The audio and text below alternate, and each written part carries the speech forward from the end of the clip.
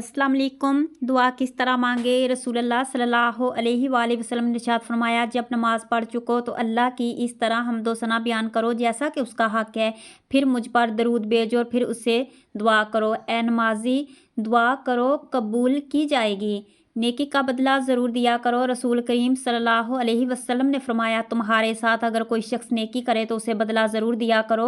देने को अगर तुम्हारे पास कुछ भी ना हो तो उसके लिए इस कदर दुआ करते रहो कि तुम्हें लगे कि तुमने उसकी नेकी का बदला चुका दिया है। रसूलुल्लाह सल्लल्लाहु अलैहि वसल्लम ने इरशाद फरमाया, जब तुम में से कोई नमाज पढ़ने खड़ा होता है तो अल्लाह ताला उसकी तरफ मतवज्जा हो जाता है। रसूलुल्लाह सल्लल्लाहु अलैहि वसल्लम ने इरशाद फरमाया, माफ़ करो अल्लाह तुमको माफ़ करेगा।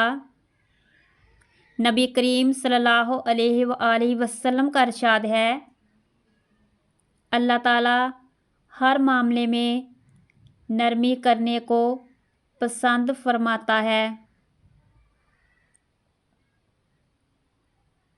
एक आदमी ने नबी करीम सल्लल्लाहु अलैहि वसल्लम से अर्ज़ किया कि मुझे कुछ नसीहत फरमाएं। आप सल्लल्लाहु अलैहि वसल्लम ने फरमाया, गुस्सा ना करो। उसने कई मरतबा यही दरियाफ़त किया। आप सल्लल्लाहु अलैहि वसल्लम ने यही फरमाया कि गुस्सा ना करो। सबसे बड़ी ज़्यादती।